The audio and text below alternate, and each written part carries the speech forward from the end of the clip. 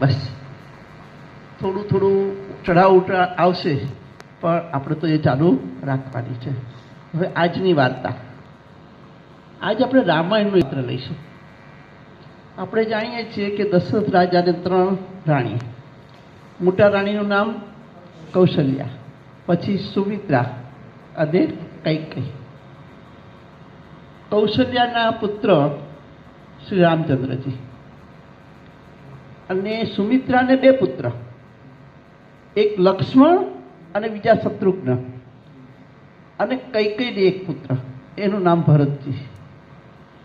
પણ કૌશલ્યા હોશિયાર બહુ હતા, યુદ્ધ કળામાં નિપુણ હતા કૌશલ્યાજી, અને દશરથ રાજાના પ્રિય પત્ની. કારણ કે જ્યાં જાય દશરથ રાજા ત્યાં બધી જગ્યાએ કૈકેયીને સાથે લઈ જાય. યુદ્ધમાં જાય તો યુદ્ધના મેદાનમાં પણ એક કૈકેયીને લઈ જાય. બહુ જ પ્રિય પત્ની. પણ એટલી એની આવડત પણ હતી. માત્ર કોઈ એમનામ નથી લઈ જતું, રૂપથી કોઈ લઈ જતું નથી, પણ રૂપની સાથે શું જોઈએ? ગુણ જોઈએ. કૈકેયીમાં બહુ ગુણ હતા, પણ દ્રષ્ટિકોણ આપણો એને જોવા માટેનો નથી. એટલે આપણે કૈકેયીના પાત્રને આપણા દ્રષ્ટિકોણથી જોયું. કૈકેયી યુદ્ધકળામાં નિપુણ હતા એટલું જ નહીં, પણ 4 સંતાનોને યુદ્ધ વિદ્યા, બાણ વિદ્યા એ કૈકેયી શીખવાડેલી. જેમ મહાભારતની અંદર 5 પાંડવો અને કૌરવો બધા જ બાળ વિદ્યા કોણે શીખવાડી? ગુરુ દ્રોણે.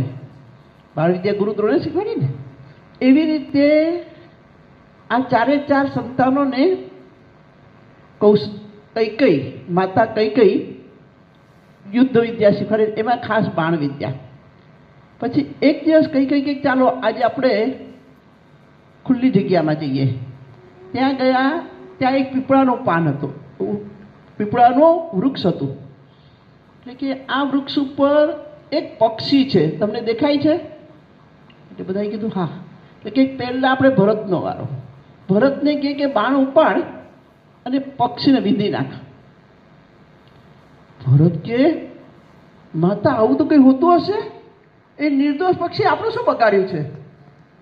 હું બાણ નહીં ચલાવું, મારે પક્ષીને વીંધવું નથી. હવે ભરતે મૂકી દીધા હથિયાર હેઠા, એણે બાણ ન ચલાવ્યું. એટલે માતા કહે કે ચલો તો શત્રુઘ્ન તમે લો. શત્રુઘ્ન કહે કે ના માતાજી, હું બાણ ચડાવું તો પાપ તો મને લાગે ને. પક્ષીને મારી નાખીએ, અને પક્ષીનો દોષ શું? કોઈ દોષ ખરો? કશોય દોષ નહીં. તો મારે પણ પક્ષીને મારવું નથી. પછી લક્ષ્મણનો વારો આવ્યો. લક્ષ્મણને કહે કે તમે વીંધો. લક્ષ્મણ કે આ 2 ભાઈઓને જો પાપ લાગે તો મને પાપ લાગે, માટે મારે પણ વીંધવું નથી. પછી વારો આવ્યો રામચંદ્રજીનો. રામચંદ્રજી ભગવાન પોતે, રામચંદ્રજી ભગવાન જે છે એમને માતાજીએ કહ્યું કે બાળ વિદ્યા છે, અને સામે જો પેલા ઝાડ ઉપર પક્ષી દેખાય છે એને વિધવાનું છે. એટલે રામચંદ્રજીએ તો બાળ ચતુર વિદ્યા ચડાયું અને પક્ષીને વિધવા પ્રયત્ન એટલે એને શરૂઆત કરી. એટલે 3 ભાઈઓ બોલ્યા કે ભાઈ आप ये निर्दोष पक्षी को मारेंगे? हमको पाप लगेगा, आपको पाप नहीं लगेगा?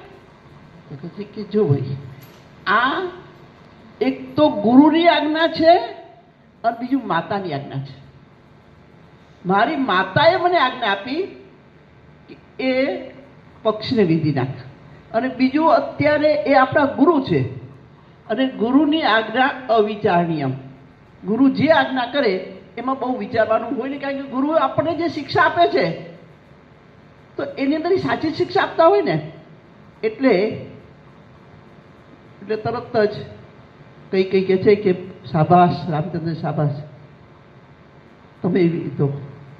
અને વિંધીને પક્ષીને નીચે પાડે છે ત્યારે પક્ષી પ્લાસ્ટિકનું હોય છે, સાચું પક્ષી છે નહીં, પ્લાસ્ટિકનું જ પક્ષી હોય છે.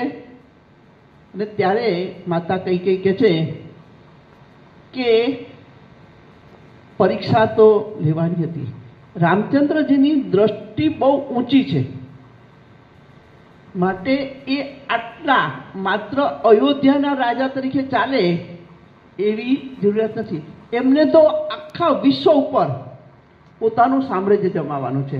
અને માટે સમય આવે આપણે રામચંદ્રજીને આવી રીતે એની પણ પરીક્ષા કરીશું. આમ દ્રષ્ટિકોણ, પેલા લોકોએ કેવું દ્રષ્ટિ વિચારી કે પક્ષી છે એને મારીશું તો પાપ લાગશે. રામચંદ્રજીએ શું વિચાર્યું કે માતાની આજ્ઞા છે માટે એને વિધી શકાય, ગુરુની આજ્ઞા છે માટે એને વિધી શકાય. આમ દરેક વ્યક્તિનો દ્રષ્ટિકોણ, આપણો દ્રષ્ટિકોણ જ બદલવાનો છે. કોઈ પણ વસ્તુની શું કરવાનું છે? આપણો દ્રષ્ટિકોણ બદલવાનો છે. જેમ કે ઘરની અંદર આપણા વડવાઓએ આપણને આ દ્રષ્ટિકોણ બદલવા માટેની બહુ જ વસ્તુ આપેલી છે. જેમ કે હાથમાંથી કપરકાબી પડ્યા અને ફૂટી ગયા તો તરત જ શું કહીશું? લાભ થશે. આજે કાચ ફૂટ્યો માટે લાભ થશે. અને ભાઈ લાભ કેવી રીતે? અત્યારે આ 1500 રૂપિયાના 6 કપરકાબી આવતા હોય, એક સામટા 250-300 રૂપિયાનો કપરકાબી તૂટી ગયો તો બીજા લાવવા પડશે. એ લાભ કહેવાય કે નુકસાન? ના, એને લાભ એટલા માટે કીધો કે તમને એ તૂટી ગયું છે, એ પાછું તો આવવાનું નથી. તમે એ વ્યક્તિ ઉપર પેલું કરશો તો પણ એમાં ફાયદો થવાનો નથી, તો એને આનંદમાં પહોંચી રાખવું. અને તમે એક પેલા આવી જાઓ કે ભાઈ લાભ થશે, આજ કાચ તૂટ્યો છે માટે લાભ થશે. આમ દ્રષ્ટિકોણ બદલી નાખ્યો. દ્રષ્ટિકોણ બદલવાની વાર્તા બીજી એક નાની એવી કરી દઈએ. એક સામાન્ય ફેમિલી કે જેમાં સવારનું લાવીને સાંજે ખાય ને સાંજે લાવે તો સવારે ખાય. બહુ હાઈફાઈ ફેમિલી નહોતું. તો સાસુ કે આજે લાડવા કરવા છે તો દીકરાની વહુને કહે છે કે ત્યાં વેપારીને ત્યાં જઈને આજે 1 કિલો ઘી લઈ આવો. દીકરાની વહુ ઘી લેવા માટે જાય છે. પૈસા તો માપના જ હતા, બીજા પૈસા હતા નહીં. કિલો ઘી આવે એટલા પૈસા હતા. એ લઈ અને એ વેપારીને ત્યાં જાય છે. વેપારી ઈમાનદાર હોય છે, નીતિમત્તાવાળો હોય છે અને સાથે ધાર્મિક પણ હોય છે. એટલે એણે 1 કિલો બરાબર નેટ 1 કિલો ઘી જોખી અને બેનને આપ્યું. બેન પૈસા દેતા હતા. પૈસા દેતાની અંદર બેનનો હાથ અડ્યો અને ઘીની બરણી પડી ગઈ. કોનાથી પડી? બેનથી પડી. વેપારીથી પડી હતી? ના. વેપારીનો વાંક ખરો નહીં? વેપારીનો કોઈ કરતા કોઈ વાંક નહીં. કારણ કે વેપારીએ શું કર્યું? 1 કિલો ઘી આપ્યું અને 1 કિલોના પૈસા લેવાના. આ તો બરાબર છે. તો આવી રીતે 1 કિલો ઘી એ આપી દે છે, બરણી પડે છે. પેલી બેનના આંખમાં આંસુ આવી જાય છે, કારણ કે બીજા પૈસા તો છે જ ને એની પાસે, બીજા પૈસા જ નથી. તો ઘી લીધા વગર જાય તો ઘરે શું થાય? સાસુ તો પડે. અત્યાર જેવું તો છે નહીં. તો બહુ તો બિચારી ગભરાઈ ગઈ. એટલે વેપારીએ તરત એ ઘીની બરણી પોતાની પાસે લીધી. પણ આ જગ્યાએ શું કરવું જોઈએ? નીતિ શું કે? નીતિ એમ કે તે પૈસા આપ્યા, તે વસ્તુ આપી દીધી, તારું કામ પૂરું થઈ ગયું. આ નીતિ ધર્મ. વેપારી જો એને બાઈને કશું જ ન કરે અને બાઈ એમના જેટલું ઢોળાયેલું વધ્યું એટલું લઈને જતી રહે તો કંઈ વેપારી દોષમાં ગણાય નહીં. કારણ કે એનો દોષ જ નથી ને, એનાથી પડ્યું નથી, એને પૂરું આપ્યું છે. પણ વેપારી તરત એને કહે છે લાવ દે, તારી બરણી લાવ. બરણી લે છે ને પાછું ફરીથી એટલું જ કિલો ઘી એને ચોખ્ખીને આપે છે. પેલી બેન રડી પડે છે અને કહે છે કે ભાઈ હું ટુકડે કરીને તારા બધા પૈસા ઘીના ચૂકવી દઈશ, પણ આજે તે મારી લાજ રાખી આજે અમારા ઘરની અંદર આ જો ઘી ન ગયું હોત તો લાડુ ન થાત ને લાડુ ન થાત તો આજે અમારા ઘરની અંદર આનંદ જે હતો, આજે લાડુ બનાવવાનો જે આનંદ હતો એ આનંદની બધીને શું પડી જાત? શોકમાં પડી જાત અને ઘરમાં ઝઘડો થઈ જાત અને બહુ મુશ્કેલી પડે. કંઈક શાક લે બેન, એને આપ્યું ઘી, નહીં ઘી લઈને ઘરે ગઈ. હવે આમાં જે વેપારીએ કર્યું એ ધર્મ કર્યો. એ શું કર્યો? એણે ધર્મ કર્યો. કેવી રીતે ધર્મ કર્યો? કે એણે વિચાર્યું કે ધારો કે એ ઘી, આ દ્રષ્ટિકોણ, આ મારાથી ઢોળાયું હોત તો,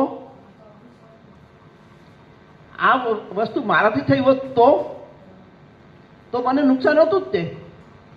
આ બાઈથી થયું છે તો હું માની લઉં કે મારાથી જ થયું છે. જો ઘરમાં પણ આવું જ બધા વિચારે તો કે કોઈકથી થયું તો આજે એનાથી થયું, કાલ મારાથી નહીં થાય, કાલ મારાથી નહીં થશે. તો એ વસ્તુનો કકળાટ ન કરતા દ્રષ્ટિકોણ બદલી નાખવાનો છે કે આજે એનાથી થયું, કાલ મારાથી થયું. એના કારણે પેલી બાઈને વેપારી ઉપર એટલી બધો માન થયું કે હવે એ બાઈ બીજે કશે ખરીદવા જાય ખરી? હવે ગમે તે વસ્તુ લેવી હોય તો ક્યાં જાય? એ જ જાય. અને પેલી થોડા કરીને પૈસા તો દઈ દીધા. વેપારીને શું નુકસાન ગયું? કંઈ નુકસાન ગયું ના. એક તો એને ઘીના પૈસા ટુકડે મળી ગયા, કાયમી એની ઇજ્જત બંધાઈ ગઈ. અને પેલી બાઈ 10 જગ્યાએ કહેશે કે આના જેટલી ઈમાનદાર વ્યક્તિ કોઈ નહીં. અને એને કાયમી એની સાથેનો વેપાર ચાલુ કરી દીધો. એટલે ધર્મ છે ત્યાં બધું છે. ભગવાન કહે છે ને કે તમે મને રાખો તો બધું મળશે. ભગવાન કહે છે કે તમે મને રાખો એટલે આ ધર્મ કર્યો. પેલા એણે માનવ ધર્મ કર્યો કે આજે મારા ઘરની અંદર 200 રૂપિયા કે 100 રૂપિયા નહીં આવે તો મારા ઘરમાં બહુ ફેર પડવાનો નથી, પણ આના ઘરની અંદર 200 રૂપિયાનું ઘી નહીં જાય તો એના ઘરની અંદર બહુ ફેર પડવાનો છે. એના ઘરની અંદર ઘણો ફેર પડી જવાનો છે. આ નીતિમત્તા એટલે કે નીતિમત્તા અને ધર્મની અંદર ફેર શું? નીતિમત્તા એટલે બસ તમે આપ્યું, એનું કામ પૂરું થઈ ગયું, પછી તમારું જોવાનું નહીં. પણ ધર્મ શું કહે છે? ના, એના મૂળમાં જાઓ. એમ દ્રષ્ટિકોણ બદલીએ ઘરમાં પણ, દરેક વસ્તુમાં આપણે આપણી જાતને મૂકી દેવાની. આ જગ્યાએ હું હોઉં તો, આ જગ્યાએ હું હોઉં તો, આ હું હોઉં તો મૂકી દઈએ તો કોઈ પ્રશ્ન જ આવે નહીં. પણ આપણે એ મૂકી શકતા નથી, કારણ કે એમાં આપણો અહમ આવે છે. અહમ આવે ત્યાં જ બધા પ્રોબ્લેમ આવે. અહમ ન આવે તો કોઈ પ્રોબ્લેમ આવે નહીં. એટલે આજની વાર્તા આ રીતે આપણે દ્રષ્ટિકોણ, કૈકેયીના પાત્રને રામચંદ્રજી જ સમજી શક્યા. આપણી દ્રષ્ટિ નથી, આપણી પાસે એ દ્રષ્ટિ નથી, માટે આપણે કૈકેયીને ન સમજી શક્યા. કૈકેયીએ 12 વર્ષનો વનવાસ માગી અને રામચંદ્રજીને આખા વિશ્વની અંદર એક ભગવાન તરીકેનું સ્થાન આપ્યું. જો કૈકેયીએ એવું સ્થાન ન આપ્યું હોત તો એ અયોધ્યાના રાજા હતા. અયોધ્યાની અંદર ખાધું પીધું રાજ કર્યું. અયોધ્યા નાનું રાજ, બરાબર ને? એને છેક શ્રીલંકા સુધી જવાની જરૂર હતી નહીં. શ્રીલંકા ગયા, આટલા વાનરોને મળ્યા, સુગ્રીવને મળ્યા, વાલીને મળ્યા, અને અધર્મ ઉપર ધર્મની ધજા ફરકાવી. તો આ સ્થાન આપનાર હતા માતા કૈકેયી. અને રામચંદ્રજી વનમાંથી આવ્યા પછી સૌથી પહેલા એક કૈકેયીને મળે છે. પણ આપણે તો બધા કૈકેયીને વગોવી જ નાખી છે. એવું આપણે આવું નાનું મોટું ઘણું બધું કરતા હોઈએ છીએ. પણ આપણે ત્યારે દરેક જગ્યાએ કોઈ પણ પ્રોબ્લેમ બને તો પહેલાં પોતાની જાતને અંદર મૂકવી. આની જગ્યાએ હું હોઉં તો, મારાથી ફૂટ્યું હોય તો, મારાથી ઢોળી ગયું હોય તો, મારાથી બોલાઈ ગયું હોય તો, મારાથી આમ થઈ ગયું હોય તો આવે એટલે કંઈક ના ભાઈ, તો મારે આમાં બોલાય નહીં. તો મારે શું કરવું પડે? મૌન રહેવું પડે. શું રહેવું પડે? મૌન. જ્યાં આપણું કશું જ ન ચાલે ત્યાં એક જ હથિયાર છે, એ છે મૌન. મૌન જેવી મોટી ચાવી કોઈ છે જ નહીં. આગળ ઝઘડો જ ન થાય ને, એક જણ ચૂપ થઈ જાય પતિ પત્ની હોય, બાળકો હોય, પડોશી હોય, સાસુ હોય, ગમે તે હોય, રસ્તામાં ચાલતા ચાલતા સ્કૂટર એકબીજાની સાથે પેલા આવી જાય તો રસ્તા પર લોકો ઝઘડી પડતા હોય છે.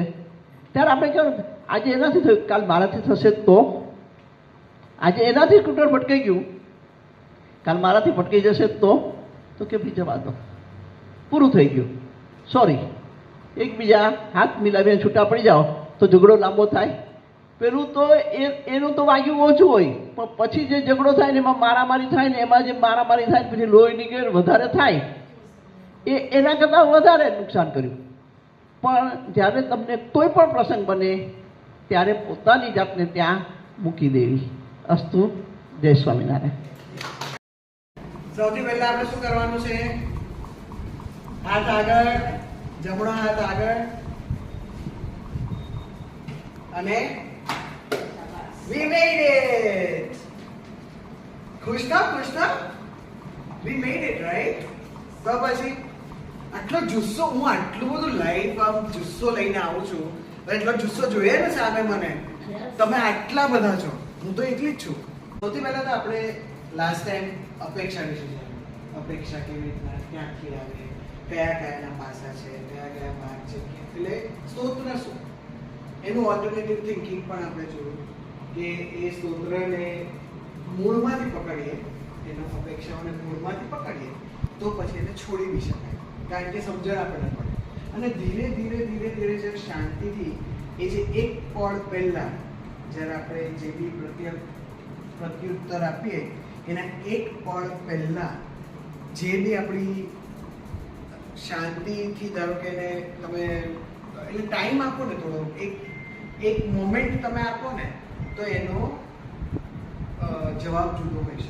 દ્રષ્ટિકોણના કરીએ આપણે, એમાં પણ ઘણા બધા સબ્જેક્ટ, એટલે આપણી પાસે આ પર્સપેક્ટિવ કે દ્રષ્ટિકોણ કહીએ એના પણ ઘણા બધા પાસા છે. એક પાસું નથી, એક પાસું નહીં ના બેની કીધું આપણે, બરાબર. બીજું એક્ઝામ્પલ હું તમને આપું. સપોઝ એટલે પહેલા તો આપણે અપેક્ષાનું પતાવ્યું, કમ્યુનિકેશન આપણે સમજ્યા કે કમ્યુનિકેશન કેવી રીતે હોઈ શકે, અપેક્ષા જે એક પળ આપણે ધારો કે રાહ જોઈએ તો આપણે એમાં ઘણું બધું ચેન્જ કરી શકીએ. તો હવે એ જ આપણે પરિસ્થિતિ લઈએ, જે પરિસ્થિતિ આપણે એક વિચારીએ છીએ, અત્યારે આપણે એક્સરસાઇઝ કરશું જ એના માટે, તો એક પરિસ્થિતિ, તો એમાં મેઇન આપણે પર્સપેક્ટિવ એટલે દ્રષ્ટિકોણથી હવે સમજવાની કોશિશ કરશું. જેમ કે અત્યાર સુધી આપણે સમજ્યું કે પરિસ્થિતિનું ઓલ્ટરનેટ થિંકિંગ, કે ધારો કે શું હોઈ શકે ઓલ્ટરનેટ થિંકિંગ, આ પરિસ્થિતિ છે તો એનું ઓલ્ટરનેટ થિંકિંગ શું છે. તો એવી રીતના એટલે અપેક્ષાઓનો આપણે અપેક્ષા રાખીએ છીએ તો એનું કયું ઓપ્શન્સ હોઈ શકે આપણી પાસે, એમ હવે આપણે પર્સપેક્ટિવ સમજીએ, દ્રષ્ટિકોણ સમજવાની. તો સૌથી પહેલાં એક એક્ઝામ્પલ આપું તમને, એ તમને આઈડિયા આવે કે દ્રષ્ટિકોણ કેવો હોઈ શકે. તો ધારો કે એક ગાડી જાય છે, હું ગાડી ચલાવું છું, સપોઝ આપણે ગાડી ચલાવીએ છીએ બધા, એક ગાડી આપણે ચલાવતા હોઈએ ને સાથે એક બીજી ગાડી જઈ રહી છે, બધા હોર્ન મારે છે, એટલું ધીરું ચલાવે છે, એટલો બધો, અને આપણે એકદમ સ્પીડમાં ક્યાંક પહોંચવું છે, પતલી ગલી છે, કોઈ હિસાબે આગળ જવાય એવું નથી, પેલો ગાડી કોઈ હિસાબે આગળ નથી લેતો. જે બી માણસ ચલાવે છે, છોકરી છે, છોકરો છે, જે છે માણસ છે, એ આ ગાડી ચલાવે છે, ગલીમાંથી નીકળાતું નથી, આપણે ગમે એટલા હોર્ન મારે છે તો એ માણસ હટતો જ નથી. તો એનું શું કારણ હોઈ શકે? કોઈ ગેસીસ? તમને કઈ વિચાર આવે? તમને બગડી ગઈ ગાડી કદાચ. એટલે ધીરી જ ચલાવે છે, બગડી નથી, સીધી ગાડી જ છે, ધીરી ચલાવે છે. એક એ મસ્તીમાં પછી એને બસ એનું એમ છે કે હું શાંતિથી ચલાવું, મારે ઉતાવળ નથી કરવી. ઓકે. એની આગળ બીજું વાહન હોઈ શકે કે જેને કારણે એ આગળ વધી શકતા નથી, કારણ કે એને પણ ઈચ્છા છે, કોઈ પણ વ્યક્તિને રોડ ઉપર ઉભા રહેવાની ઈચ્છા હોતી નથી, જેના હાથમાં સ્ટીયરિંગ હોય એને તો દોડવું જ હોય છે, પણ એની આગળ કોઈ એવું વાહન, ધીમું વાહન છે કે વાહન જાય નહીં ત્યાં સુધી આગળ જઈ શકે તેમ નથી. ઓકે, તમને કઈ વિચાર? ઓકે, આપણે એક આ સિચ્યુએશનના 3 લીધા ઓપ્શન, એ 3 દ્રષ્ટિકોણ થયા એક સિચ્યુએશન. હું તમને ચોથું દ્રષ્ટિકોણ આપું કે ધારો કે ડિસેબલ હોય તો એનાથી ફાસ્ટ ગાડી ચલાવવાથી જ ના હોય તો પોસિબલ, અને એવી ખબર પડે થયું છે અને તમારો જન્મ થયો, ચાલો તમારો જન્મ થયો 60 વર્ષ આપણે ગણી લઈએ. 60 વર્ષનો જન્મ થયો, તમને જન્મતા હવે ખબર હતી કે તમારો ભાઈ કોણ છે, તમારી બહેન કોણ છે, તમારી મમ્મી કોણ છે, તમારા પપ્પા કોણ છે? તમને ખાતા આવડતું હતું, તમને ચાલતા આવડતું હતું, બોલતા આવડતું હતું, બરાબર? એ બધું તમને કહેવામાં આવ્યું છે. તમને જેમ કહેતા જાય એમ તમે સંબંધો સમજતા જાઓ, તમે દુનિયાદારી સમજતા જાઓ, તમે દુનિયામાં કેવી રીતના, જેના ઘરમાં જે કલ્ચર હોય એ રીતના અપબ્રિંગિંગ વાઇઝ બધા ધીરે ધીરે ધીરે ધીરે થતું જાય. તો તમને એની સાથે એક વસ્તુ ખબર છે કે ધારો કે એમની મમ્મીએ, સોરી હું એમને ખાલી એક્ઝામ્પલ તરીકે કહું છું, એમની મમ્મીએ એમને એમ સમજાવ્યું હોત કે ભાઈ તો ગાંડો છે, રહેવા દે ને, ચાલશે, ભાઈ તો ગાંડો છે, રહેવા દે ને, ચાલશે. જો એ સ્ટોરી એમના મગજમાં વાયરિંગ કરી નાખી હોત તો અત્યાર સુધી એ શું સમજત, એમનો ભાઈ તો ગાંડો. આપણે ઘરમાં આવું જ કરીએ છીએ બધા. આવું જ કરીએ છીએ. તને ખબર ના પડે તો કારણ કે એ સ્ટોરી છે ને એક વાર કહો તો રિયલાઇઝ ના થાય, બે વાર કહો પછી રિપીટેડલી જો એ રીતના આવે ને તો પછી આપણે બી એ વ્યક્તિને ગાંડું જ સમજવા માંડીએ. હોય કે ના હોય એ કોઈ જોવા નથી ગયું, પણ આ શું થયું, આપણે દ્રષ્ટિકોણ બનાવી લીધો, આપણે ચશ્મા પહેરી લીધા એ રીતના. તો આપણે ધારો કે લાલ ચશ્મા પહેરીએ તો લાલ દેખાય, તમે પીળા ચશ્મા પહેરો પીળા દેખાય, લીલા પહેરો તો લીલા દેખાય. એવી જ વાત છે, જેવી સ્ટોરી તમે ક્રિએટ કરી એ જ સ્ટોરીથી તમે એ વ્યક્તિને કે પરિસ્થિતિને જોવાના છો. જેમ કે આજે સૌથી વધારે નૈનાબેન, સૌથી વધારે ભગોવાળું શું છે, સાસુ વહુનું રિલેશન. બરાબર, એક્ઝેક્ટલી. સમાજમાં સાસુ વહુના રિલેશનને લઈને તો બાપ રે, આઈ મીન કેટલા પેઢીઓથી લોકો એમ કહે છે કે સાસુ આમ બહુ આમ. એટલે આપણે જે છોકરી પરણી જાય ને નૈનાબેન, એટલે આ જ સ્ટોરી લઈને જાય, કારણ કે એને તો બધા જ સ્ટોરી સાંભળી હોય, ત્યાં નહીં જાય. આપણે જ આ પરસેપ્શન, આપણે જ આ દ્રષ્ટિકોણ ઊભા કર્યા છે, પણ એ જે સ્ટોરી વારે ઘડીએ રિપીટ થતી, ભલે એમાં મોડિફિકેશન આવે, જનરેશન વાઇઝ મોડિફિકેશન આવે, પણ એ ઇન શોર્ટ કહેવાની વસ્તુ શું છે, સ્ટોરી છે. બધાની આ સ્ટોરી છે, વાર્તા છે જે આપણે કહેવામાં આવી છે. આપણને નહોતી ખબર, આપણે જન્મથી નહોતા જાણતા, જન્મથી આવડતું તો આપણે ખાતા નહોતું આવડતું, પણ આપણે શું કહેવામાં આવ્યું, જમણા હાથે જ જમવું જોઈએ, જમણા હાથે જ લખવું જોઈએ, ભણવા તો જવું જ જોઈએ, તો જ તમે સમાજમાં પ્રતિષ્ઠા પામી શકો, તમારે આ તો કરવું જ જોઈએ. આ બધું કન્ડિશનિંગ છે, સ્ટોરીઝ જે વારે ઘડી આપણને કહેવામાં આવી છે, એટલે આપણા મનમાં બેસી ગઈ છે, એટલે આપણે એ રીતના જ જીવવાના. તો આ શું થયું ખબર છે, એક પર્સપેક્ટિવ આપણે ઊભો કર્યો છે, હકીકત નથી. કારણ કે હકીકત હોત, જેમ સૂરજનું ઉગવું હકીકત છે, બરાબર, ચંદા મામાનું આવું હકીકત છે, કારણ કે એ ટાઈમે આવી જ જાય. તમે તમને એમ કે ના યાર આજે મને પેટમાં દુખે છે, કાલ આવીશ ચાલશે એમ કહેશે તો એ તો ટાઈમે આવી જ જાય છે, એ હકીકત છે. પણ આ હકીકત શું કામ નથી, કારણ કે આ એમણે મમ્મીએ સ્ટોરી કીધેલી છે ને એમના મગજમાં છે. તમને તમારા મમ્મીએ જે સ્ટોરી કીધી હશે એ મગજમાં હશે, અથવા જે અનુભવો થયા હશે એના ઉપરથી તમારે જે બી તમે પર્સપેક્ટિવ દ્રષ્ટિકોણ ઊભો કર્યો છે. તમને કોઈ દિવસ એવો વિચાર આવ્યો કે આ બધા જ ધારો કે દ્રષ્ટિકોણ છે, જેમ કે આજે ઇવન તમે લગ્ન બી કરો ને, એ બી હું તમને બહુ ખરેખર હાસ્યાસ્પદ વાત છે, ખરેખર, કે આજે આપણે લગ્ન કરી જઈએ તો બી મેન અને વિમેનના જે લગ્ન થાય એ બંનેને જ્યારે છોકરીઓ જોતા હોય ત્યારે એક દિમાગમાં હોય ચેકલિસ્ટ, એટલે એક પરસેપ્શન હોય. પરસેપ્શન છે એના બેસિસ ઉપર, અત્યારના મૂવી જોતા હોય એના બેસિસ ઉપર હોય, અત્યારના જે બી દુનિયામાં ચાલતું હોય, અત્યારે તો ઘણું બધું જોવા મળે છે, તો એ પ્રમાણે હોય કે મારો વર તો મને ગુલાબ જ આપે, મારો વર તો મને હાર જ લઈ આપે ને, એટલે એવો જ છોકરો જોઈએ છે જે મને રોજ ફરવા લઈ જાય ને, જે મને રોજ પિક્ચર જોવા લઈ જાય, જે મને રોજ બહાર ખવડાવે, ઘરમાં કામ કરવાની ના પાડે, એવા બધા હોય. પણ એ શું દ્રષ્ટિકોણ બહારથી એમણે સમાજમાંથી જે જોયું ને, સમાજ ના કહેવાય પણ જે આ બધા ઘણા બધા પિક્ચર છે ને, હા, એ બધામાંથી જોઈને જ ઊભું થયું છે. હવે ત્યારે એ છોકરો એ રીતના દ્રષ્ટિકોણ લઈને આવે છે અને છોકરી એના બીજા 25 દ્રષ્ટિકોણ બરાબર? એટલે જ્યારે તમે જેમ કે એટલે લગ્નનું જ એક્ઝામ્પલ લઉં છું એટલા માટે કે લગ્ન કરતી વખતે આજે ફર્સ્ટ ડે છે, લગ્ન પછી તમે મળ્યા છો ઘરમાં, લગ્ન થઈ ગયા પછી, તો ફર્સ્ટ ડે એ માણસનું જે પર્સપેક્ટિવ છે, એનું જે વિચારધારા છે કે આણે તો સવારમાં ઉઠીને મને પગે લાગવું જોઈએ, એને જ કહેવાય પત્ની, આ બધા હોય. અને પેલીને એમ હોય કે ના, પેલો તો ઉઠીને મને એમ કે હા ભાઈ તું તૈયાર થઈ જા, આપણે બહાર જવું છે, સમથિંગ લાઈક ધેટ, રાઈટ? તો આ જે દ્રષ્ટિકોણ સાથે એક બે મળે એટલે એકે લાલ ચશ્મા પહેર્યા છે ને એકે લીલા ચશ્મા પહેર્યા છે, શું થાય?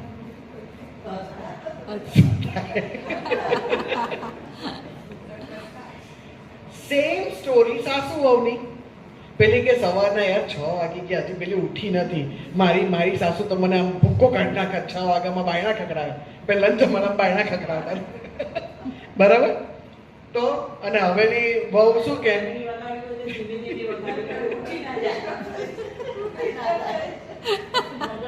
આ શું છે?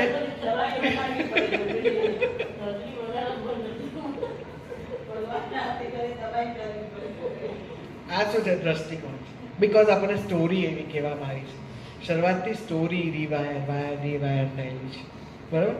હવે આ સાસુનો દ્રષ્ટિકોણ થયો. એમ એક રિલેશન, જેમ એમણે સમજાયું કે ધર્મની વાત એકદમ પરફેક્ટ છે, પણ જેમ એમણે સમજાયું કે એ માણસે નીતિ સાથે ધર્મ પણ રાખ્યો, એ એનો દ્રષ્ટિકોણ છે પેલી બાઈને જોવાનો કે એ બાઈ આજે જો નહીં લઈને જાય તો એના ઘરમાં ખરેખર તકલીફ થશે ને મને એવું અત્યારના પૈસા નહીં આવે તો મને એવી તકલીફ નથી પડવાની. એ દ્રષ્ટિકોણ છે.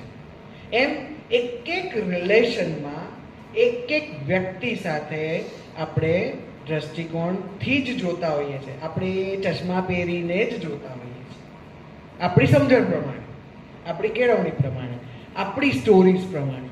પણ તમે એવું વિચાર્યું છે કોઈ દિવસ કે આપણે આપણી જાતને કેવી રીતના જોઈએ છે?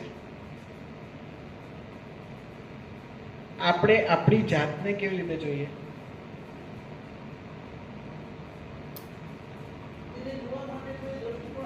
આપ્યું જ નથી.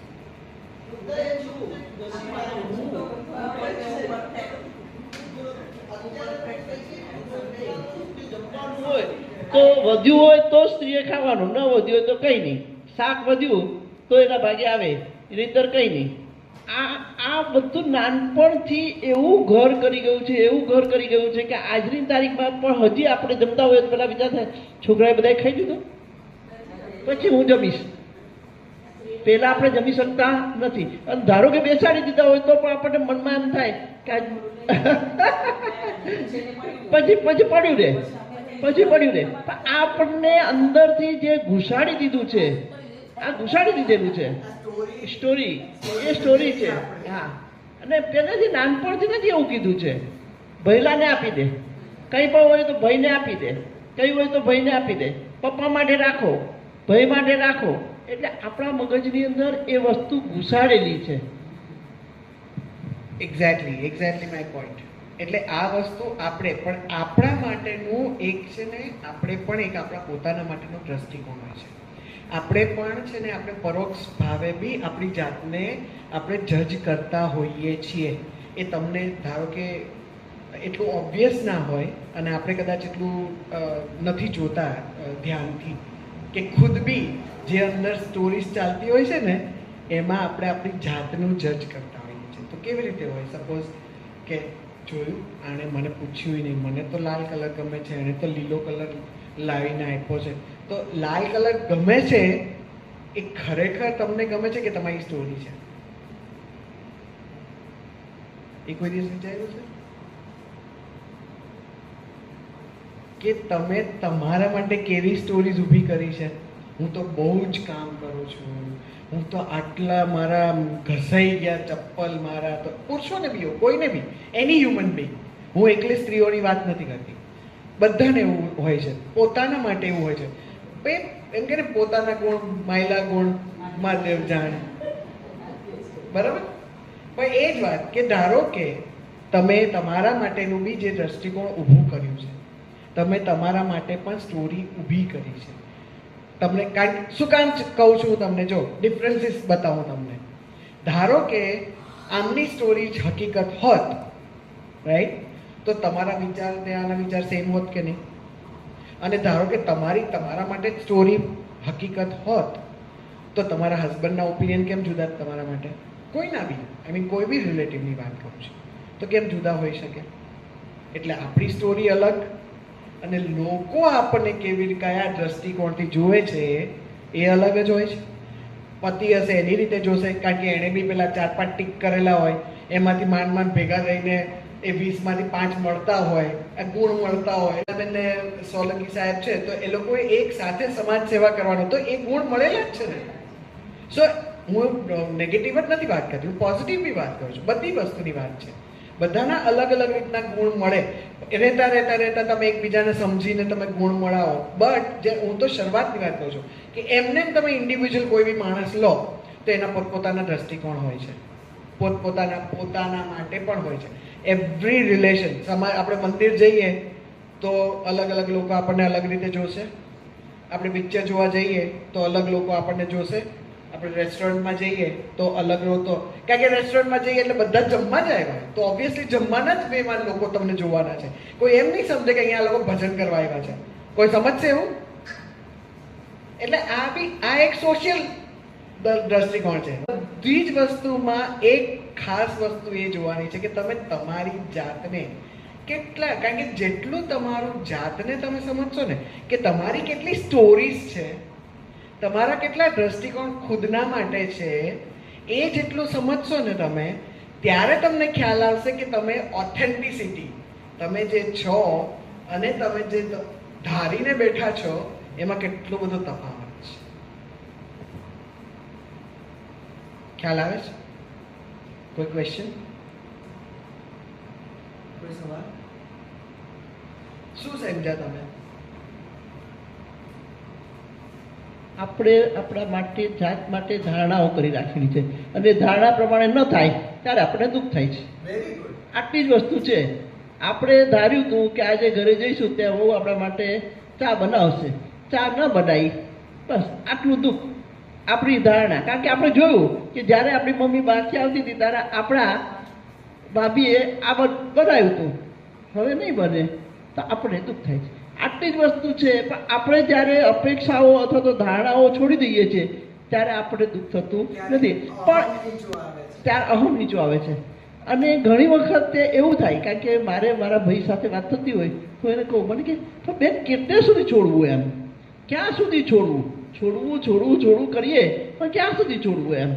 મેં કીધું પણ છોડી દેવાનું. કે પછી આપણો પોતાનો અંદરથી આત્મા એમ કે હદ થઈ ગઈ.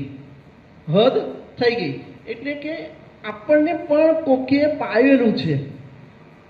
પિયુષ જે કહેવાય પાયા છે એવી રીતે આપણને પણ પોઝિટિવ નેગેટિવ બધા પિયુષ પાયેલા છે. એટલે હવે એમાંથી કેટલા આપણે છોડી શકીએ છીએ એ મહત્વનું છે. હવે એમાં હું તમને નવો દ્રષ્ટિકોણ આપું. આ તમારી વાત એકદમ બરાબર છે. એક નવો દ્રષ્ટિકોણ આપું એમાં મેં કીધું એમ ઓથેન્ટિસિટી. એટલે ઓથેન્ટિસિટી ક્યારે ડિક્લેર થાય, ક્યારે ખબર પડે કે આજે તમે જે અપિયર થાવ છો, તમે જે બોલો છો અને તમારા જે વર્તન છે, એટલે તમારા અપિયર થવાનું, તમારું થોટ પ્રોસેસ, તમારું બોલવાનું અને તમારા એક્શન્સ, જો એ ત્રણે મેચ થતા હોય તો તમે ઓથેન્ટિક જેન્યુઇન સેલ્ફ છો. પણ જો એ ક્યાંક ના મેચ થતા હોય તો ત્યાં તમે ઓથેન્ટિક નથી. બધામાં આવે ઓથેન્ટિસિટી. ધર્મમાં પણ આવે કે તમે, મેં આઈ થિંક આગલા સત્રમાં આપણે લીધેલું છે કે લુકિંગ ગુડમાં લોકો ક્યાંથી અપેક્ષા ને આશાઓ ને બધું ક્યાંથી આવતું હોય છે. તો આ જે છે દ્રષ્ટિકોણ પણ એવી રીતે જ પેદા થતો હોય છે, જે સ્ટોરીઝમાંથી પેદા થતો હોય છે, જે આપણે એટલે સ્ટોરીઝ કરીને કે લોકોની સ્ટોરીઝ કરી. હવે આમાં એક બીજું એક્ઝામ્પલ એડ કરીએ આપણે, જેમ આપણે ભાઈનું કીધું, એક બીજું એક્ઝામ્પલ પડોશીનું કરીએ કે પડોશીમાં, હવે મેં તો આજ સુધી સુશીલા આપીને કામ જ કરતા જોયા છે, બરાબર. હું તો પછી હું શું સમજુ, બાપરે આટલું બધી મહેનત કરે છે, આટલું બધું કામ કરે, શું કરતા હોય આટલું બધું રસોડામાં. કારણ કે મને મારા માટે ખબર છે કે હું તો અડધો કલાકમાં રસોડામાંથી બહાર નીકળી જઈશ. તો એ મારો દ્રષ્ટિકોણ એમના માટેનો શું, ભાભી આખો દિવસ કામ જ કરતા હોય છે, રાઈટ? એમ કોક એક હોય, ધારો કે સોસાયટીમાં હોય કે આજુબાજુ અડોશ પડોશમાં ક્યાંક કોક કચકચ કચકચ જ કરતો હોય, આખો દિવસ ઝઘડે, પેલી બિચારી શાંત બી બેઠી હોય તો આપણને ઝઘડાતી જ દેખાય. દેખાય કે ના દેખાય? આ બધી સ્ટોરીઝ જે ડેવલપ થયેલી છે એમાં આપણે ઓથેન્ટિક કેવી રીતે રહેવાય, આ બધું એમ કીધું ને, એમણે કીધું ને ક્યાં સુધી છોડવાનું. ક્યાં સુધી છોડવાનું તો આ છે આપણા થોટ્સ, એટલે થોટ્સની સાથે ઇન્ટેન્શન. કારણ કે થોટ્સ છે ને આપણા લાસ્ટ ટાઈમ બી વાત કરી, 1 મિનિટમાં 60,000 થોટ્સ આવે છે. એ થોટ્સમાંથી કયું પકડાઈ ગયું છે થોટ્સ, એ થોટ્સ એવા જ તમારા શબ્દો, અને એ જ શબ્દો ઉપરથી તમે જો એક્ટ કરો તો એ ઓથેન્ટિસિટી તમારી ધીરે ધીરે ધીરે ધીરે, એટલે ઓનેસ્ટી, જેન્યુનિટી કહો કે સચ્ચાઈ કહો કે ખુદપણું બહાર આવે. એ જ્યારે ખુદપણું એટલે લોકોએ કીધેલી સ્ટોરી નહીં. આજે હું સપોઝ હું ગમે તેટલી હોશિયાર છું, પણ મારા પપ્પા મમ્મીએ મને એમ જ કીધું, ના ના તારા કરતાં તારી બેન હોશિયાર, ના ના તારા કરતાં તારી બેન હોશિયાર. હું ગમે તેટલી હોશિયાર હોઉં પણ મને એમ જ થાય કે મારી બેન જ હોશિયાર છે. વાય? બિકોઝ મારા પેરેન્ટ્સ પહેલેથી ગ્રુમિંગમાં આવી ગયું છે, એવું લાગે ને આપણને. એવી કેટલી બધી સ્ટોરીઝ છે, તમે જ વિચાર કરો. એવી સ્ટોરીઝ આવે કે નહીં? એટલે આપણે એક સમજીએ, એક પરિસ્થિતિ લઈએ, બરાબર? કોઈ બી આપણે, હું એક્સરસાઇઝ કરીએ, એક પરિસ્થિતિ લઈએ, એક પરિસ્થિતિનો અને હું તમને જ આપું છું કે કઈ પરિસ્થિતિ લઈએ અને જેના કયા કયા કોણ કોણ દ્રષ્ટિકોણ આપે છે એ આપણે જોઈ લઈએ, બરાબર? તો આજે તમે એક પરિસ્થિતિ કહો, આવશો અહીં?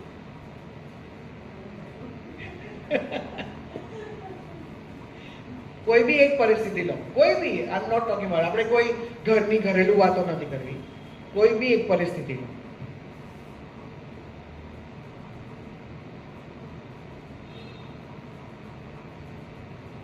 એટલું બધું ટફ લાગે? તમને ખ્યાલ આવશે પરિસ્થિતિ કોઈ એક?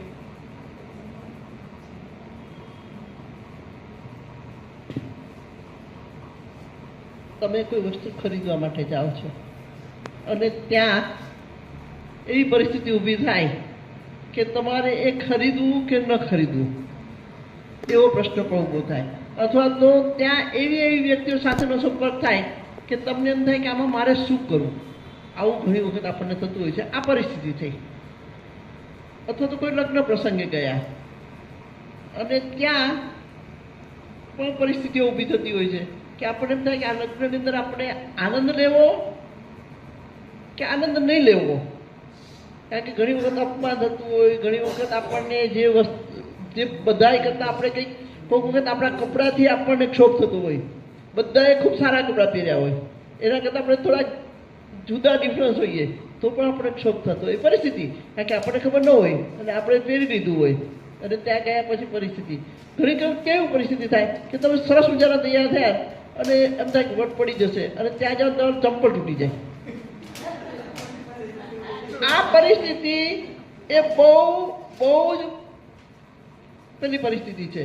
કારણ કે તમને ખબર ન હોય કે તમે નવા ચંપલ પહેરવાના રાખ્યા હોય, એટલે કે આ સાડી સાથે આ મેચિંગ ને આ સાડી સાથે આ મેચિંગ ને, એમાં તમે 12 મહિને એ ચંપલ પહેર્યું હોય, તમે ઘરેથી નીકળો ત્યાં તમને ખબર ન હોય કે આ સાડી સાથે મેં જે પહેર્યા છે ચંપલ એનું આયુષ્ય માત્ર 2 કલાકનું જ છે અને બરાબર મંડપમાં જઈશું આપણું ચંપલ તૂટશે એવી આપણને પરિસ્થિતિની ખબર હોય નહીં અને ચંપલ તૂટે.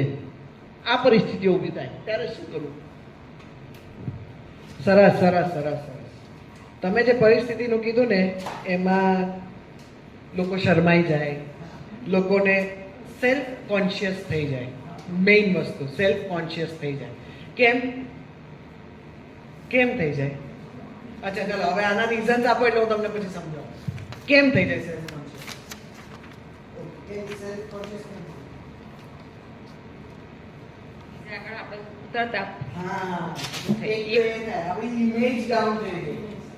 ઇમેજ ડાઉન થઈ ગઈ. ઇમેજ કોને બાંધી છે પણ? Got it? એ સેલ્ફ કોન્શિયસ શું કામ થઈ જવાય કે આપણા મનમાં એ સ્ટોરી ચાલે છે કે આપણે લગ્નમાં જઈએ તો આપણે તો બેસ્ટ જ હોવા જોઈએ. એ કોણે સ્ટોરી કરી?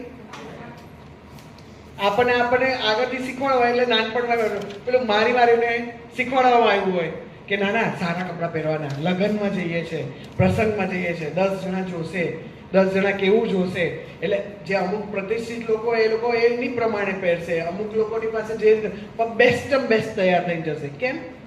ઇમેજ, સેલ્ફ ઇમેજ, લોકોની ઇજ્જત, કે આજે જે પ્રસંગમાં જતા હોય એ લોકોની ઇજ્જત, એટલે એક સેલ્ફ કોન્શિયસ થઈ જાય છે ને, ઇજ્જત ઇમેજની વાત આવી જાય છે. એટલા માટે આમ પકડો, આ બે સાઈડ પકડો, હા, અને તમે સુધાબેન આવીને આ બે સાઈડ પકડો, બરાબર? ઓકે. તમને શું વંચાય છે? તમને શું વંચાય? નહીં. પરફેક્ટ. હવે એક કામ કરો, સફલાબેન તમે આવો, મેઘનાબેન તમે આવો.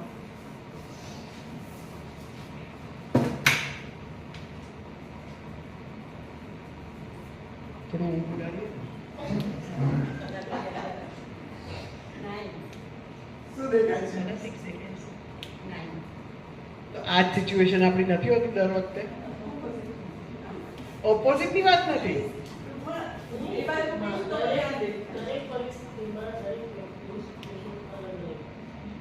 ઓકે, એક રીત છે, બરાબર? However, બસ સમજ ખ્યાલ આવ્યો તમને? સારી બાપાએ પેલી ઢાલની વાર્તા કરી હતી કે એક ગામમાંથી બે જણ પસાર થાય છે. એક જમણી બાજુથી પસાર થાય છે અને બીજો ડાબી બાજુથી પસાર થાય છે. જમણી બાજુ વાળો કહે કે આ જે સ્ટેચ્યુ છે એને કેવી સરસ ચાંદીની ઢાલ છે, હવે હોતું હશે, એને તો સોનાની ઢાલ છે. બે જણા વચ્ચે ઝઘડો ખૂબ ચાલ્યો. એટલે કે તો હવે હું કહું છું સોનાની છે, પેલા કે ચાંદીની છે, પેલા કે સોનાની છે, પેલા કે ચાંદીની છે. પછી ત્યાંના ગામના અનુભવી માણસને મળ્યા, ગામના અનુભવી માણસ કે તમે જે બાજુથી ગયા હતા એ બાજુથી આને જવા દો, આને આ બાજુથી જવા દો, સાઈડ બદલી રાખો. સાઈડ બદલી રાખી તો સાચી વસ્તુનો ખ્યાલ આવી ગયો. એમ અત્યારે 6 અને 9 છે, એમાં સાઈડ બદલી નાખો. બહુ સરસ. તો મારે એનાથી શું કહેવું છે તમને? સોરી, મારે એનાથી શું કહેવાની કોશિશ કરવી છે તમને 6 અને 9 થી? કે જેમ તમે 6 જોયો તો તમે 9 જોયો, બરાબર? એનાથી હું એમ કહેવાની કોશિશ કરું છું કે જ્યારે કોઈ રિલેશનશિપ હોય છે, કે જ્યારે મેં તમને કીધું કે લીલા ચશ્મા પહેર્યા છે, કે લાલ ચશ્મા પહેર્યા છે, કે 6 જોયો છે, કે 9 જોયો છે, બંને સાચા છે, આમાંથી ખોટું કોઈ નથી. પરિસ્થિતિ એક છે, પણ એના જોવાના દ્રષ્ટિકોણ અલગ અલગ છે. આ તો બે જ છે, ચલો 2 ડાયમેન્શન જ કહ્યું આપણે 6 અને 9, પણ એને આપણે જુદી રીતે જોઈએ. કે સપોઝ આપણે આમ જોઈએ તો શું દેખાય? ગાંધીજીના ચશ્માનો એક દાંડો દેખાય, એવું કહી શકાય એક્ઝામ્પલમાં. પછી આપણે આમ જોઈએ તો શું કહી શકાય? એક બેબી સૂતું છે એવું લાગે, કંઈ પણ કહી શકાય. અને માણસનું મગજ તો એટલું બધું જોરદાર છે કે કંઈ પણ વિચારી શકે, કંઈ પણ વિચારી શકે. આ તો 4 જ દ્રષ્ટિકોણ છે, એવા કેટલા થઈ શકે? 8 બિલિયન દ્રષ્ટિકોણ થઈ શકે. 8 બિલિયન ગણો કે જેટલી સંખ્યા, જેટલા હ્યુમન્સ છે. આજે આપણે બાપાને પૂછવા જશું તોય અલગ કહેશે. આપણે આ બધી બાબત કેવી છે કે જેવી સ્ટોરીઝ તમારા મગજમાં છે, જેવું તમારું અપબ્રિંગિંગ છે, જેવું તમારું કન્ડિશનિંગ છે, એ બધી રીતે જ તમે પરિસ્થિતિઓને જોવાના છો. પણ અહીંયા મારે ખાલી પોઝ આપવો છે. શું? કે એ પરિસ્થિતિ તો પરિસ્થિતિ જ રહેવાની છે, સિચ્યુએશન તો સિચ્યુએશન જ રહેવાની છે, જે બી હશે. એને ખાલી આપણે એક ક્ષણ માટે વચ્ચે જે રોકીએ અને એમ વિચારીએ કે મને આમ દેખાય છે. જેમ નૈનાબેને બહુ રાઇટલી છે કે હું હોઉં તો આ જગ્યાએ, હું હોઉં તો, એ એક સ્થિતિ છે, એક દ્રષ્ટિકોણ છે. પણ ધારો કે હું એમ કહું કે હું એ જ પરિસ્થિતિમાં હું હોઉં તો કરતા કે એ જ માણસને આપણે એ માણસને અલગ રીતે મને આમ દેખાય છે કે આ કાચની રકાબી ફૂટી ગઈ છે, કે એને છોડી દીધી એટલે ફૂટી ગઈ છે, અને પેલીને એમ થાય કે ભાઈ માથી છટકી ગઈ છે અને તૂટી ગઈ છે. સો એ બી એક દ્રષ્ટિકોણ ચેન્જ થઈ ગયો ને. તો હું ધારો કે એ રીતના જોતી હોઉં તો એક તો હું હોઉં તો એક વાત થઈ, અને હું એ રીતે જોઉં છું અને સામેવાળાની શું પરિસ્થિતિ છે, કેવી રીતે થયું એ વસ્તુ નહીં. તો ધારો કે આપણે આ કમ્યુનિકેશનની પાછી વાત કરીએ કે શું કે ધારો કે આપણે એમ કહીએ કે ચલ તૂટી ગઈ ને ગુસ્સે થવાના બદલે ધારો કે એમ કહીએ કેવી રીતના પડી ગઈ કે કેવી રીતના તૂટી ગઈ અને સામેવાળો વ્યક્તિ એમ કહે કે છટકી ગઈ તો તમને ગુસ્સો આવે? જેમ આપણે મેં કીધું કેટલા હોર્ન માર્યા બિચારો પેલો ગાડી ચલાવે પાછળ આપણે એટલું મોડું થાય એટલું ગુસ્સો કર્યો આપણે એટલા હોર્ન માર્યા પણ હટે જ નહીં પેલો માણસ પણ આપણને પછી જઈને લેબલ દેખાય એનું ડિસેબિલિટીનું તો ગુસ્સો ક્યાં થતો? એ ફ્લિપ ઓફ ધ સેકન્ડમાં આખું દ્રષ્ટિકોણ ચેન્જ થાય. Flip of the second. એ જ રીતના તમે એક એક પરિસ્થિતિને અને આ વસ્તુ તો દર માઇક્રો સેકન્ડમાં ઘરમાં થતી હોય છે. Every micro second. તો એવરી માઇક્રો સેકન્ડ ભલે તમે તાત્કાલિક ના ઓબ્ઝર્વ કરી શકો પણ ધીરે ધીરે આપણે મોટી મોટી પરિસ્થિતિમાં ધારો કે આ વસ્તુ ઓબ્ઝર્વ કરવા માંડીએ તો વાર્તા કેવી ચેન્જ થઈ જાય? વાર્તા જ છે ને, સમજ્યા? આ વાર્તા જ છે. દૂધ વાળો દૂધ જ વેચે, એનો કોલસા વાળા કોલસા જ વેચે, કે મીઠાઈ વાળો મીઠાઈ જ વેચે અને રૂ વાળો રૂ જ વેચે. એ કોણે બાંધ્યું? પણ રૂ વાળો દૂધ ના વેચી શકે? તો એ ઓપનનેસ કોને લાવવાની છે? આ ઓપનનેસ છે, રાઈટ? કે આજે એમ કહે છે કે જે રીતની આપણે બાટલી વાળા બાટલી જ વેચે, કે એવું નથી. પહેલાથી જે કર્મ તરીકે બધા જે માણસોને આપી દેવામાં આવ્યું છે એ આપણને સ્ટોરીઝ કહેવામાં આવી છે કે દૂધવાળાએ તો દૂધ જ વેચવાનું. પછી બિચારો LLB થાય ને તો એ નાપાસ જ થાય. શું કરે પણ? કારણ કે લોકો એક્સેપ્ટ જ ના કરે. એવી રીતે જે માણસ બહુ જ ગુસ્સાવાળો હોય, નાનપણથી બહુ જ ગુસ્સો કરતો હોય, બહુ જ ઝઘડા કરતો હોય, બહુ જ ગુસ્સો કરતો હોય તો બધા આ તો ગુસ્સાવાળો છે, આ તો ગુસ્સાવાળો છે, એની પાસે જવાનું જ નહીં. તો પહેલાની તો સિચ્યુએશન સમજો અને ધારો કે આપણે એવું એક્સેપ્ટ કરી લઈએ કે ગુસ્સાવાળો જ છે તો આપણો દ્રષ્ટિકોણ કેવો રહેશે? તો આપણે શું કરશું? હવે ધારો કે બાય ગોડ્સ ગ્રેસ આપણે અત્યારના ઘરમાં બધા જ હેલ્ધી છીએ, કોઈ મેન્ટલી ચેલેન્જ છે નહીં, પણ આપણે ઘણા સંજોગોમાં જોઈએ છે મેન્ટલી ચેલેન્જ લોકો હોય છે, બરાબર? જેને નથી ખાવાનું ભાન રહેતું, નથી બાથરૂમનું ભાન રહેતું, એવા ઘણા મેન્ટલી ચેલેન્જ હોય. હવે તમે એની સામે એમ કહેશો કે એને સીધી રીતે શિસ્તતાથી બેસીને હોમવર્ક કરવું પડશે? કેમ? ત્યાં કેમ તમારો દ્રષ્ટિકોણ ચેન્જ થઈ જાય? કારણ કે તમે સામેવાળાની પરિસ્થિતિ સમજો છો. એમ એ મેન્ટલી ચેલેન્જ દેખીતો છે. મેન્ટલ હોસ્પિટલમાં જાઓ તો એ દેખીતા છે, પણ એવા કેટલા ગામમાં ફરે છે તમને ખબર છે? આપણા ઘરમાં કેટલા હશે ખબર છે? એક એક પરિસ્થિતિમાં મેન્ટલી ચેલેન્જ ડઝન્ટ મીન કે એની વિકૃતતા જ હોય. વિકૃતતા જ હોય એવું જરૂરી નથી. એવી માન્યતા બી હોય, એવું એનો દ્રષ્ટિકોણ હોય. તો એ આપણા પ્રમાણે તો વિકૃત જ છે ને, આપણા પ્રમાણે તો નવ જ છે ને. એ 6 જ જોતો હોય, હું 9 જ જોતી હોય તો દ્રષ્ટિકોણની વાત છે. તો આવા સંજોગોમાં જ્યારે સામેવાળાનું આપણે પરિસ્થિતિ સમજીએ, જ્યારે સામેવાળાનો દ્રષ્ટિકોણ સમજીએ, ભલે આપણે ડીપલી નથી જાણી શકવાના, એનો ઇનર થોટ નથી જાણી શકવાના કદાચ, પણ આપણે એ સમજીએ કે શું કામ એ કરવા માંગે છે. ધારો કે તમે કીધું, હવે આ ચપ્પલ તૂટવાનો જ એક્ઝામ્પલ હું લઉં, બરાબર? એક બહુ મસ્ત છે, એના ઉપરથી એક એક્ઝામ્પલ બહુ સરસ છે કે એક છોકરો છે ને એ રોડ ઉપર ચાલતો જતો હતો, બિચારો લંગડો જતો હતો. તો એમાં સામે 3 ડૉક્ટર ઊભા હતા. એ ફૂટપાથની સામે 3 ડૉક્ટર ઊભા હતા. એક હાર્ટ ડૉક્ટર, કાર્ડિયોલોજિસ્ટ હતો, એક ઓર્થોપેડિક હતો અને એક હતો ફિઝિશિયન. તો ફિઝિશિયને એમ કીધું કે જો તો ખરા બિચારાને કેટલું બધું એના લીવર કે કિડનીમાં કંઈક તકલીફ લાગે છે, લંગડાતો જાય છે, મારે એને ટ્રીટ કરવો જોઈએ. ઓર્થોપેડિક કે ના, મને તો લાગે છે પગ તૂટ્યો છે એટલે એને, ઓર્થોપેડિકને એ જે ભણ્યો છે એ રીતના બોલવાનો છે કે એનો પગ તૂટ્યો છે એટલે. પેલો કાર્ડિયોલોજિસ્ટ કે ના, એને મને લાગે છે હાર્ટ એટેક આવતો લાગે છે, બિચારો નથી સહન કરતો એટલે. કારણ કે પેલો લંગડાતો જતો તો ઓબ્વિયસલી જેમ લંગડાતો કદાચ હાલ હવા લેવા હોય તો એને એવું જોયું કાર્ડિયોલોજિસ્ટે. એટલે પછી ડૉક્ટર જઈને એને પૂછ્યું કે ભાઈ તને થયું છે શું? આપણે પૂછીએ કે તને થયું છે? તો કે મારું ચપ્પલ તૂટી ગયું છે. એટલે હું લંગડાતો મને કોઈ હાર્ટનો ને નથી, કોઈ મને કિડનીનો પ્રોબ્લેમ ને નથી, મને કોઈ ઓર્થોપેડિક પ્રોબ્લેમ. આ શું થયો? દ્રષ્ટિકોણ. 3 અલગ દ્રષ્ટિકોણ, એક સિચ્યુએશન, અને એકચ્યુઅલ સિચ્યુએશન તો અલગ જ છે.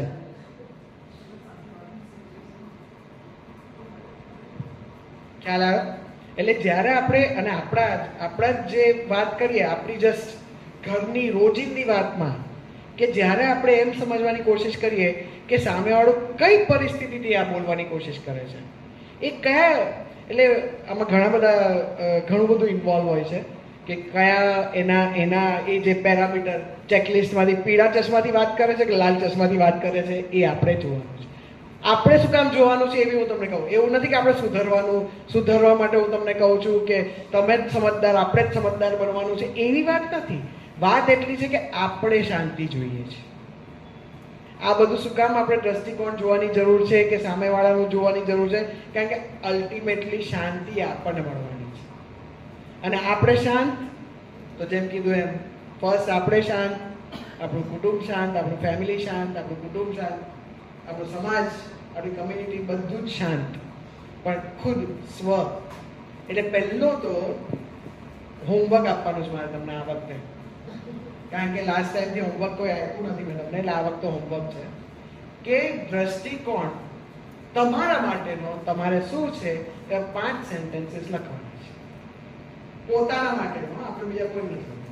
તમે તમારી જાતને તમારા માટે શું માનો છો એ આપણે 5 સેન્ટેન્સીસ બધા લખવાના છે. 6:45 થયા છે, એટલે એક ખાલી બીજો ટોપિક તમને આપી દઉં એની સાથે. હવે આજે આપણે દ્રષ્ટિકોણની વાત કરી તો એની સાથે એક બીજો ટોપિક આપી દઉં, એટલે દ્રષ્ટિકોણ વિશે પછી આપણે નેક્સ્ટ ચેપ્ટરમાં ડિસ્કસ કરશું કે તમે 5 સેન્ટેન્સ લખ્યા છે તો એમાં કેવી રીતના કરશું.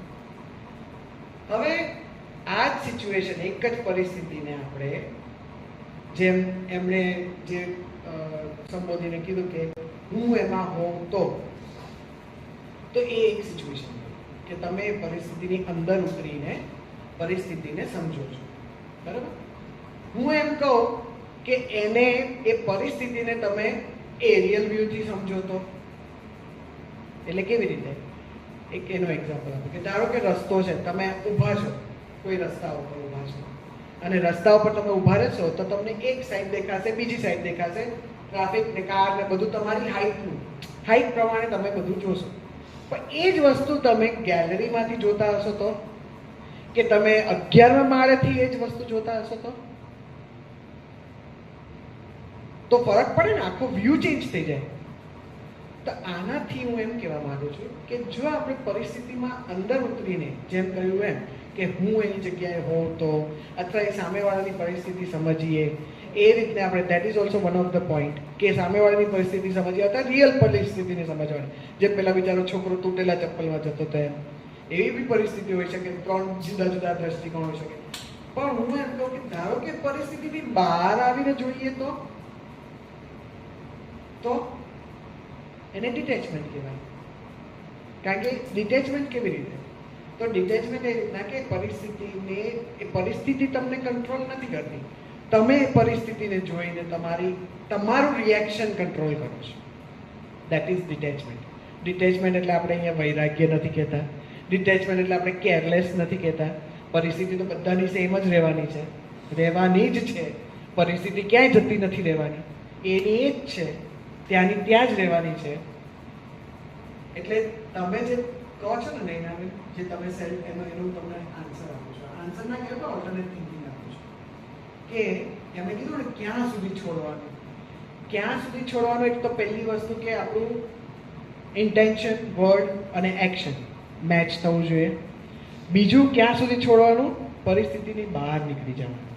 તો બધું છૂટું જ છે ને, આપણે વળગાડીએ એટલું વળગે. શું કહો? બરાબર ને? અને વળગણ બી શું કામ ખબર છે? શું કામ લાગતું હોય આપણને? ના હું તો આટલી કામ કરું છું, મારે તો આટલું તો કરવું જ પડે. સેલ્ફ ઇમેજ, સેલ્ફ માટે, સેલ્ફ પર્સપેક્ટિવ, સેલ્ફ માટેનું જે ક્રિએટ કરેલું છે એમાંથી આપણે બી તો નીચે ના પડવા જોઈએ ને. આપણી સેલ્ફ ઇમેજ આપણા પર થોડી ના ઓછી થવી જોઈએ. આપણે તો ટોપ આપણે તો રાજા ને આપણે રાણી. બરાબર. સ્ટુડન્ટ નું એક્ઝામ્પલ આપું કે 10મા વાળો છે, 10મા ધોરણમાં ભણતો હોય છોકરો, તો એ છોકરું 10મા ધોરણનું ભણતો હોય ને એ ભલે 90-99% માર્ક લાવે, પણ એ 12મા ધોરણના પ્રમાણે 10માના 99 માર્ક કેટલા? કે કોલેજનું ભણેલું હોય એના માટે 10માના 99 માર્ક કેટલા? પેલો કે યાર શું યાર, આ તો રમતા રમતા આવી જાય, આવે જ ને, કારણ કે તે છેક 12મા કોલેજ સુધી જોયું છે.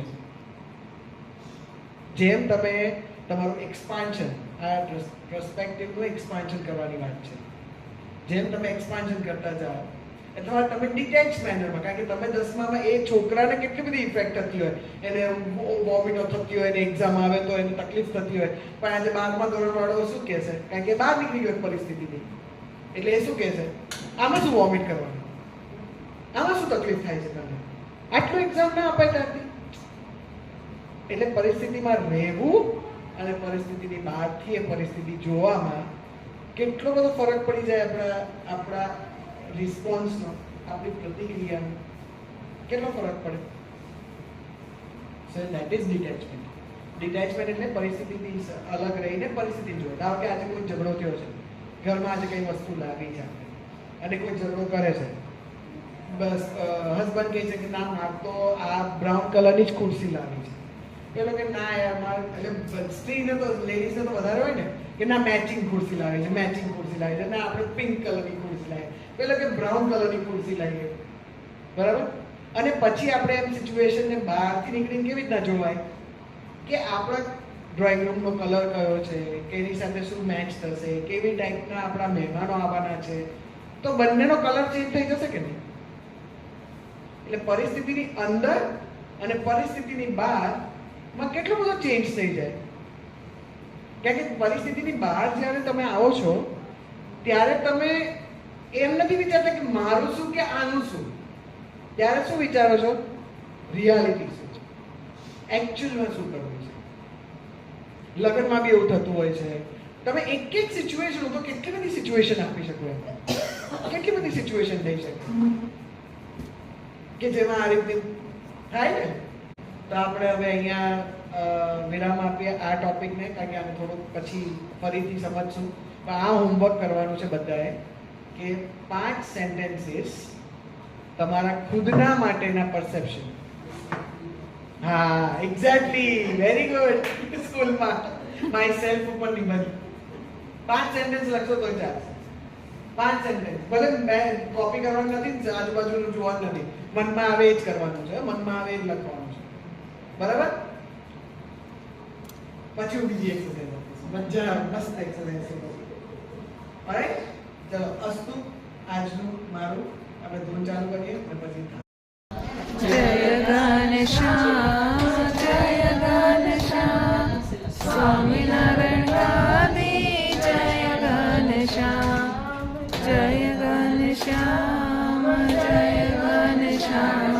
સ્વામિનારાયણ ગાદી. જય ઘનશ્યામ સ્વામિનારાયણ ગાદી. જય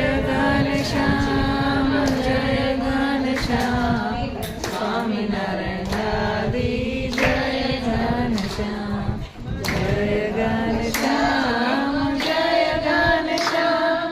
સ્વામિનારાયણ ગાદી. જય ઘનશ્યામ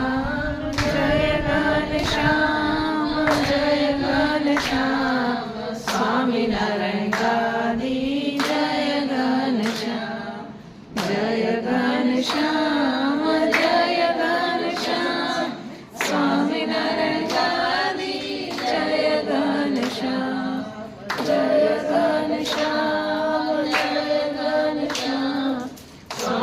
સ્વામિનારાયણ ગાદી. જય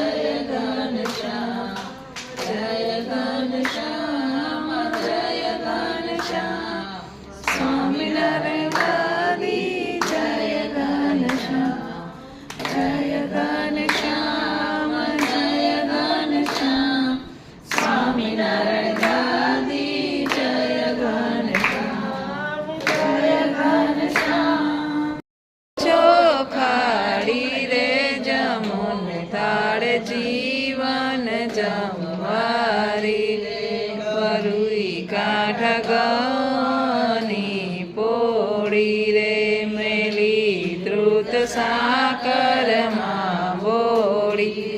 કાઢ્યો રસ કેરીનો ઘોડી રે જમો થાળ જીવન જમવારી રે ઘડા સાટા ગેવર ફૂલવડી રે દૂધ પાક માલપુઆ કડી રે પૂરી પોછી થઈ છે ઘીમાં ચડી રે જમોન થાળ જીવન જમવારી રે શાક સુંદર ભાજી રે લાવી છું તરત કરી તાજી રે દહીં ભાત સાકર છે જાજી રે જમોન થાળ જીવન જમવારી રે કર લાવી હું જળ જારી એલચી લાવિંગ સોપારી પાના બીડી બનાવી રે જમોને થાળ જીવન જમવારી રે વાસ મન ગમતા